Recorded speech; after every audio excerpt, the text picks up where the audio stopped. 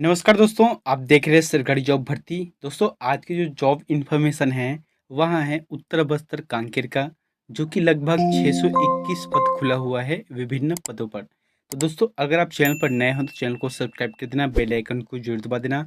और इसका फॉर्म जो है आप लोगों को पीडीएफ में दे दूंगा, आप वहाँ से डाउनलोड कर लेना और अपने जो है फॉर्म अपनी योग्यता के हिसाब से भर सकते हो। ठीक है, तो चलते हैं यहाँ पर वीडियो की तरफ। क्या लिखा हुआ है उसको देख लेते हैं, कब कब इसका विज्ञापन खुला हुआ है। आप देख सकते हो यहाँ पर कार्यालय कलेक्टर उत्तर बस्तर कांकेर, जो कि छत्तीसगढ़ का है।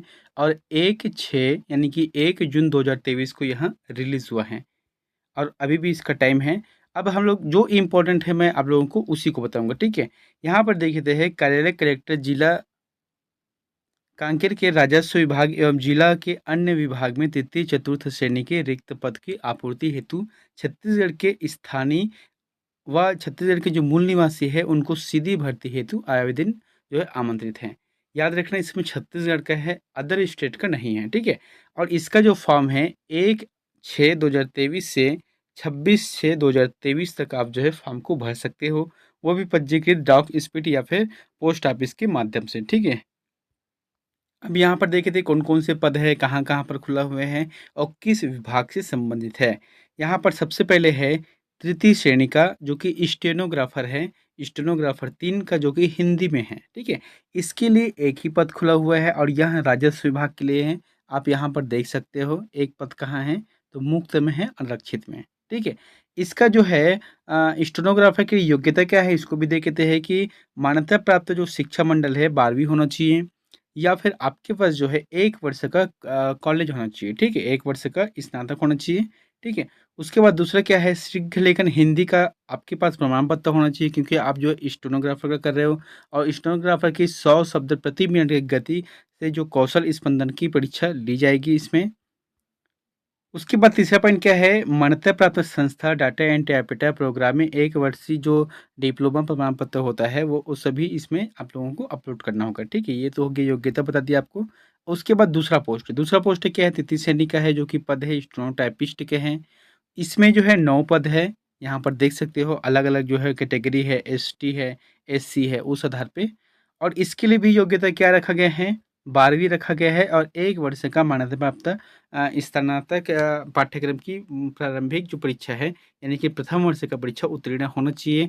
साथ ही आपको जो है शीघ्र लेखन का 60 शब्द प्रति मिनट की गति से आपसे कौशल परीक्षा ली जाएगी। और मान्यता प्राप्त संस्था से डाटा एंट्री ऑपरेटर या प्रोग्रामिंग की 1 वर्ष का डिप्लोमा या डाटा प्रमाण पत्र होना चाहिए। ठीक है, तीसरा क्या है, तृतीय श्रेणी का सहायक ग्रेड 3 का है, जो कि 16 पद है और ये राजस्व विभाग के लिए है। और इसमें लगभग 16 पद है। ठीक है, 16 पद है। आप देख सकते हो कहाँ पर अनुसूचित जनजाति है, अनुसूचित जाति है, अन्य पिछड़ा वर्ग है और आरक्षित के अंतर्गत सबको अलग अलग बांट दिया गया है। इसके लिए योग्यता क्या है, 12वीं पास होना अनिवार्य है। साथ ही 1 वर्ष का जो स्नातक है वो भी आपसे मांगा गया है। ठीक है, मान्यता प्राप्त संस्था से डाटा एंट्री ऑपरेटर प्रोग्रामिंग का 1 वर्ष डिप्लोमा प्रमाणपत्र होना चाहिए। कंप्यूटर की हिंदी टाइपिस्ट का लगभग 5000 की प्रति डिप्रेशन के हिसाब से, प्रति घंटे के हिसाब से आपके जो है स्पीड होना चाहिए। इतना जब आपसे कौशल परीक्षा ली जाएगी तो उसी आधार पे ले लिया जाएगा। ठीक है, और इसके जैसे कि 1 वर्ष का जो डिप्लोमा है वह अलग अलग जैसे कि यहाँ पर डिफाइन किया गया है। सबसे पहले क्या है, मान्यता प्राप्त आईटीआई से जो रहता है 1 वर्ष डिप्लोमा है, वो भी इसमें काम आएगा। ठीक है, या फिर जो है मान्यता प्राप्त बोर्ड टेक्निकल एजुकेशन राजस्व तकनीकी विभाग द्वारा प्रदान किया गया कंप्यूटर साइंस है, इंफॉर्मेशन टेक्नोलॉजी है, मॉडर्न ऑफिस है। तो कुल मिलाकर यहाँ पर कंप्यूटर संबंधी 1 वर्ष का ज्ञान होना चाहिए, आप लोगों के पास प्रमाण पत्र होना चाहिए। चौथा पद क्या है, तृतीय श्रेणी का है। पद का नाम है वाहन चालक है और रिक्त पदों की जो संख्या है 6 है। ठीक है, आप यहाँ पर देख सकते हो अलग अलग बटा हुआ है। और इसके लिए योग्यता सिर्फ क्या है, मान्यता प्राप्त संस्था से 8वीं कक्षा उत्तीर्ण हो चाहिए। याद रखना यहाँ पर क्या लिखा है, वाहन चालक। तो वाहन चालक के लिए जो है राजस्व विभाग में 8वीं उत्तीर्ण होना चाहिए और हल्के 4 पहिए वाले वाहन का जीवित और स्थायी वैध ड्राइविंग लाइसेंस होना चाहिए, वही 4 व्हीलर का। उसके बाद है चतुर्थ श्रेणी का, जो कि भृत्य पद है राजस्व विभाग और शिक्षा विभाग में, ये दोनों पद अलग अलग बटा हुआ है। जैसे कि क्या है, राजस्व विभाग का है 11 पद है और जबकि शिक्षा विभाग में है 472 पद है, कुल मिलाकर 483 है। है ना? शिक्षा विभाग और राजस्व विभाग में जो खुला हुआ है, तो कुल मिलाकर 483 है। आप इसको देख सकते हो, पीडीएफ डाउनलोड करके देख सकते हो कि कौन-कौन सा पद है जिसके लिए अलग-अलग एसटी, एससी, ओबीसी आरक्षित इसमें खुला हुआ है। इसके लिए मान्यता प्राप्त संस्था से कम से कम 5वीं उत्तीर्ण होना चाहिए। बस इतना ही है, ठीक है? जो प्यून भर्ती सॉरी भित्त का है जो वहाँ इसमें 5वीं तक ही माँगा है। छठवाँ क्या है? चतुर्थ श्रेणी का जिसमें आकस्मिक निधि भृत्य कुल जो रिक्त पद है वहाँ शिक्षा विभाग में है, ठीक है? इसके अंतर्गत जो है 138 पद खुला हुआ है जिसके में आप 5वीं उत्तीर्ण माँगा है। 7वाँ पद क्या है? चौकीदार का है जिसमें 10 पोस्ट खुला है। इसमें जो है आप लोगों को से सिर्फ़ 5वीं पास माँगा है। फिर आता है 8वां पद। 8वां पद क्या है? चतुर्थ श्रेणी का है जो कि प्रोसेस सर्वर का है। इसमें 3 पद आप लोगों को देखने मिलेगा और ये भी 5वीं पास के आधार पर ही चला है। 9वां पद क्या है? फर्राश का है जिसमें कुल पद है 2 हैं। इसमें भी 5वीं पास माँगा हुआ है और 10वां है चतुर्थ श्रेणी के अंतर्गत अर्दली जो कि 3 पोस्ट इसमें शामिल किया गया है और इसका भी योग्यता 5वीं माँगा हुआ है। तो इस तरीक़े से मैंने 10 जो अलग-अलग कैटेगरी है चाहे वहाँ राजस्व विभाग हो या शिक्षा विभाग उसमें से जो दिया गया है मैंने बता दिए हैं, ठीक है? आपको योग्यता भी बता दिया है, लगभग जो स्टेनोग्राफर है और सहायक गति के लिए कौन-सा है इसका, इसका जो रहेगा 12वीं या 1 वर्ष का कॉलेज रहना चाहिए, साथ ही साथ आपको जो डिप्लोमा माँगा गया है वो उधार पे रहेगा। वाहन चालक के लिए क्या होना चाहिए? 8 ही माँगा गया है, ठीक है? उसके बाद जो बाकी है उसे सभी में 5वीं का माँगा गया है योग्यता के आधार पर, ठीक है? अब यहाँ पर जो इम्पोर्टेंट है मैं उसी को बता रहा हूँ, ठीक है? सबसे पहली बात तो ये है वित्तीय कमी हो सकती है, कोई भी फॉर्म है, कोई पद है उसमें, लेकिन ज़्यादातर वृद्धि होने की संभावना ही रहती है, ठीक है? महिलाएँ भूतपूर्व उम्मीदवार श्रेणी की नहीं मिलने पर उसके जो पद है, वहाँ पर पुरुष को दिया जाएगा। यानी कि कहने का मतलब यही है कि अगर महिलाएँ नहीं मिल रही हैं या भूतपूर्व सैनिक नहीं हैं, तो उनके पद पर जो है अतिरिक्त को भरा जाएगा जो उसी वर्ग से आता है। उसके बाद यहाँ पर देखते हैं सबसे पहले क्या है आयु सीमा। तो आयु सीमा का जो है बहुत सारा लंबा-चौड़ा विश्लेषण किया है। आपको ये समझना है 1 जनवरी 2023 के आधार पर जो उच्चतम आयु सीमा है छत्तीसगढ़ शासन द्वारा जब आपको मिला है, वहाँ 45 वर्ष से अधिक नहीं होना चाहिए, ठीक है? 45 वर्ष से अधिक नहीं होना चाहिए आप लोगों को जो दिया गया है उस आधार पे। उसके बाद देख सकते हैं यहाँ पर जो अलग-अलग हैं, इसमें उसी-उसी को बात को दोहराया गया है कि कौन-सा है एसटी, एससी है, कौन-सा अगर राज्य में कोई पुरस्कार मिला है, राष्ट्रीय युवा पुरस्कार है या शहीद राजीव पांडे पुरस्कार है, तो उन लोगों को अतिरिक्त छूट दिया गया है। तो कुल मिलाकर देखा जाए तो फिर इसमें जो है 45 वर्ष तक ही सीमित इसमें किया गया है। ठीक है? अब देखते हैं यहाँ पर क्या लिखा है मेन पॉइंट में। पात्रता आवेदन पत्र भरने के जो संबंधी जो निर्देश जानकारी दिया गया है वो है। सबसे पहली बात है कि अगर आप किसी भी पद के लिए 2 अलग-अलग फॉर्म डाल रहे हैं जैसे कि एक है भृत्य है और एक है वाहन चालक है, तो 2 अलग-अलग फॉर्म डालना पड़ेगा, ठीक है? ये हो गया और एक बड़ा लिफ़ाफ़ा रहता है और एक छोटा लिफ़ाफ़ा रहता है। तो साथ में जैसे कि आप बड़ा लिफ़ाफ़ा में आप फॉर्म को अटैच कर रहे हो ना, तो उसके साथ आपको एक 9-4 का जो है लिफ़ाफ़ा डालना पड़ता है ब्लैंक जिसमें ₹5 का टिकट लगा हुआ रहता है और उसमें आपकी संपूर्ण जानकारी लगा रहता है। अगर आपका चयन हो जाता है तो उसी लिफ़ाफ़े को आपके पास भेजा जाएगा। छत्तीसगढ़ का मूल निवासी तो होना अनिवार्य है और इसके लिए जो है आपको समक्ष जो प्राधिकारी है उसकी तरफ से जो जाति मूल निवास है वो फ़ॉर्म को जमा करना पड़ेगा, उसका छायाप्रति जमा करना पड़ेगा, ठीक है? रोज़गार कार्यालय का पंजीयक जीवित होना चाहिए जिसकी सत्यापन स्वयं के द्वारा होना चाहिए। उसके बाद है चौथा क्या है आयु सीमा में छूट। अगर आपको आयु सीमा में अतिरिक्त छूट चाहिए तो आपको उसके लिए आवेदन करना पड़ेगा।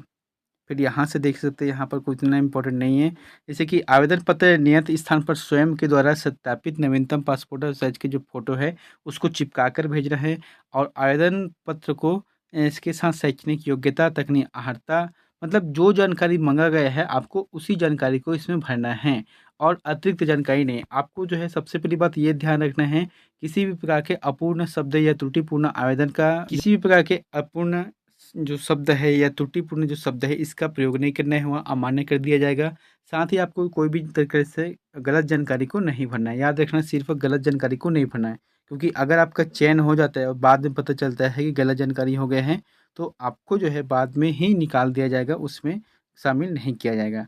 अगर आपको ऑनलाइन इस फ़ॉर्म का अगर डाउनलोड करना है तो यहाँ पर देख सकते हो। आपको कुछ नहीं करना है, आपके गूगल यानी कि मोबाइल में जाकर गूगल में लिखना है, कांकेर.gov.in लिखना है, आपको वहाँ पर फॉर्म मिल जाएगा। तो चलते यहाँ पर सबसे पहले देखे थे यहाँ पर क्या लिखा हुआ है। नियुक्ति के लिए अपात्र, तो अपात्र का कारण मैंने बताया था वहीं कि अगर आपने गलत को फॉर्म उपयोग किया है, जैसे कि एक तो है शारीरिक रूप से कमज़ोर है, वो भी नहीं डाल सकते। जिस महिलाओं के विरुद्ध किसी प्रकार के आपराधिक दोष ठहरा गया है, वो भी नहीं डाल सकते। या किसी आपराधिक प्रकरण में सजाया है, उसको वो भी नहीं डाल सकते, ठीक है। अच्छा, यहाँ पर एक चीज़ और इम्पोर्टेंट चीज़ दिया गया है। पहले क्या होता था, 5वीं और 8वीं में परसेंट के हिसाब से चलता था, लेकिन अब जो है ग्रेड आ गए हैं, A grade, B grade, C grade. तो उसको हम किस तरीके से परसेंट में बदले, तो इसके लिए यहाँ पर प्रावधान किया गया है। मान जो ए प्लस किसी को दिया है, तो ये समझ लो 91 से 100% के बीच उसे माना गया है। ए है तो 81 से 90% है, बी है तो फिर 71 से 80 है, और सी है तो 51 से 70% दिया जाएगा। उस आधार पे चयन किया जाएगा, ठीक है। चयन प्रक्रिया क्या होगा, स्टेनोग्राफर का मैंने बता दिया है।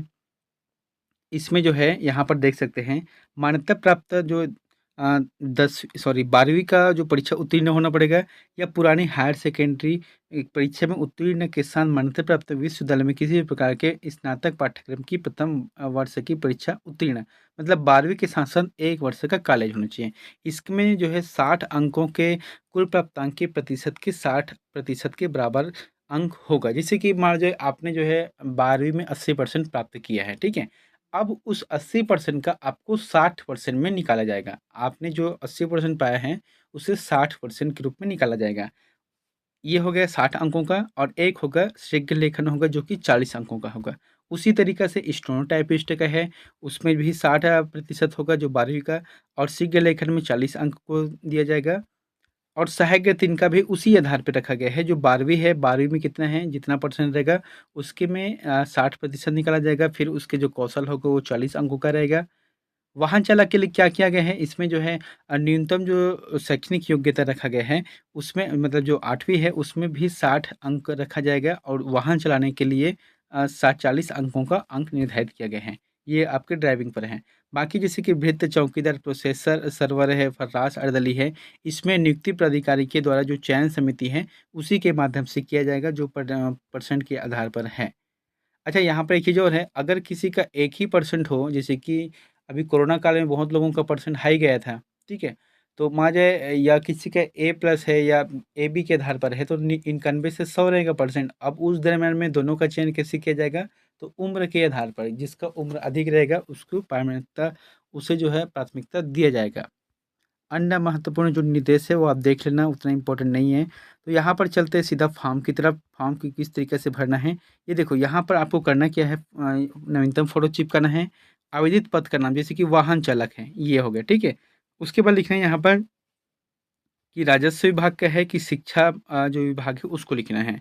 फिर आवेदक का नाम हिंदी, अंग्रेजी में महिला, पुरुष, पिता का नाम, वर्ग है एसटी, एससी, ओबीसी, स्थायी पता है, मोबाइल नंबर है, रोजगार कार्यालय का जो जीवित पंजीयन है, क्रमांक है, और कहाँ से किए वो सभी को लिखना है, और शैक्षणिक योग्यता को भी यहाँ पर लिखना है, वैवाहिक स्थिति को लिखना है, ठीक है। और लास्ट में मतलब जो जानकारी मांगा है उसको भरना है, और लास्ट में आपको संलग्न प्रमाण पत्रों की सूची कर देना है, यानी कि आपको योग्यता को डालना है, उसके बाद रोजगार पंजीयन है, मूल निवास है, और एसटी, एससी, ओबीसी यानी कि जो जाति प्रमाण पत्र है उसको भी आपको अटैच करना पड़ेगा। और जितने भी फॉर्म अपलोड करोगे उसे स्वयं के द्वारा इसे हस्ताक्षर करके स्व प्रमाणित करना पड़ेगा, ठीक है।